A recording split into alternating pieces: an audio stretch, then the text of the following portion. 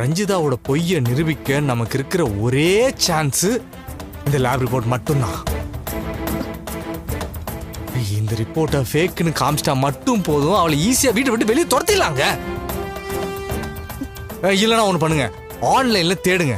சென்னையில லேபோட இருக்கிற ஹாஸ்பிட்டல் லிஸ்ட்டை பாருங்க. லிஸ்ட்ல இருக்கிற பேரை பார்த்தா அட்லீஸ்ட் உங்களுக்கு ஏதாவது ஒன்று ஸ்ட்ரைக் ஆகும்ல. நல்ல ஐடியா பாலா, நான் இதை ட்ரை பண்ணி பார்க்கறேன். எது ட்ரை பண்றேன்னு சொல்லாதீங்க வித்யா, கண்டுபிடிச்சு தரேன்னு சொல்லுங்க. இங்க பாருங்க, நெக்ஸ்ட் டைம் நீங்க கால் பண்றப்போ எனக்கு அந்த ஹாஸ்பிட்டல் பேரை சொல்லியே ஆகணும். அது ஞாபகம் வர வரைக்கும் எனக்கு காலே பண்ணாதீங்க. தயவு செஞ்சு மூளையை கசக்கி யோசிங்க. பாலா,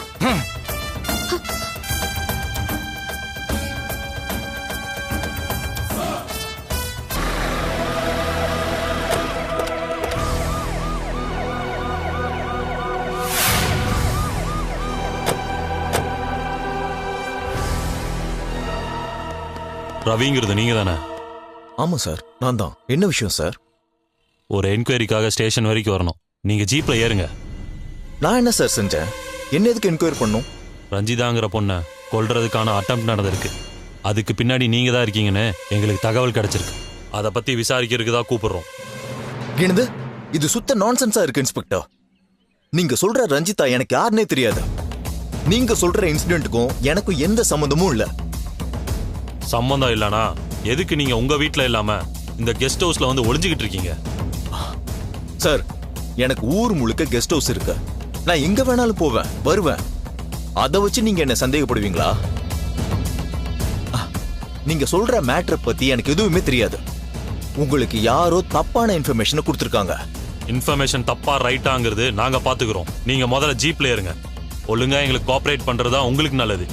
என்ன சார், யார் வீட்டுக்கு வந்து கூப்பிடுறோன்றத மறந்துட்டீங்களா? நான் யாரு, எங்க அப்பாவோட செல்வாக்கு என்னன்னு உங்களுக்கு தெரியாதா? நல்லாவே தெரியும் ரவி. அதனாலதான் எங்க வழக்கப்படி இழுத்துட்டு போகாம நான் பொறுமையா டீல் பண்ணிட்டு இருக்கேன். பிரச்சனை பண்ணாம வாங்க. முடியாது சார். இப்பவே நான் அப்பா கிட்ட சொல்லி ஏசி கிட்ட பேச சொல்றேன். உங்களை என்கொயரி பண்ண சொல்லி எனக்கு பிரஷர் கொடுத்ததே ஏசி தான். ரஞ்சிதாவை கொல்றதுக்காக உங்க ஆள் கத்தியோட துரத்திட்டு ஓடி இருக்கான். இந்த வீடியோ சோசியல் மீடியால பயங்கரமா வைரல் ஆயிடுச்சு. பட்ட பகல்லே ஒரு மர்டர் அட்டம் நடந்திருக்கு. போலீஸ்காரங்க என்ன தூங்குறாங்களான்னு எல்லாரும் எங்களை போட்டு கிளின்னு கிழிச்சிட்டாங்க. மினிஸ்டர் கமிஷனரை கூப்பிட்டு காய்ச்சி எடுத்துட்டாரு.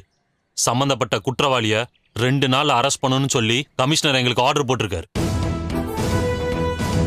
கொல்ல துரத்தின ரவுடிய சிசிடிவி ஃபுட்டேஜ் மூலியமா அவனை பிடிச்சாச்சு. நீங்க தான் அதை செய்ய சொன்னீங்கன்னு அவன் சொல்றான். அவன் தெளிவா உங்க மேல ஸ்டேட்மெண்ட் கொடுத்துட்டான். அதை பத்தி விசாரிக்க தான் உங்களை கூப்பிடுறோம். இதோட சீரியஸ்னஸ் இப்போ உங்களுக்கு புரியும்னு நினைக்கிறேன். கலாட்டா பண்ணாம வந்தீங்கன்னா நாங்க உங்களை டீசெண்டா கூட்டிட்டு போவோம். இல்ல சார், நான் அட்வொகேட் கிட்ட டிஸ்கஸ் பண்ணும். நீங்க கிளம்புங்க. நான் அவர் மூலியமா ஜாமீன் வாங்கிட்டு வந்துடுறேன். ரவி, நீங்க ஜாமீன் வாங்குறதெல்லாம் அப்புறம். முதல்ல என்கொயரிக்கு வாங்க. இதுக்கு மேலேயும் முரண்டு பிடிச்சா அப்புறம் நாங்க இழுத்துட்டு போற மாதிரி ஆயிடும். உங்க மிரட்டல் உருட்டெல்லாம் என்கிட்ட வேணாம் சார். நான் எங்கேயும் வரதா இல்ல. உங்களால முடிஞ்சதை பாருங்க.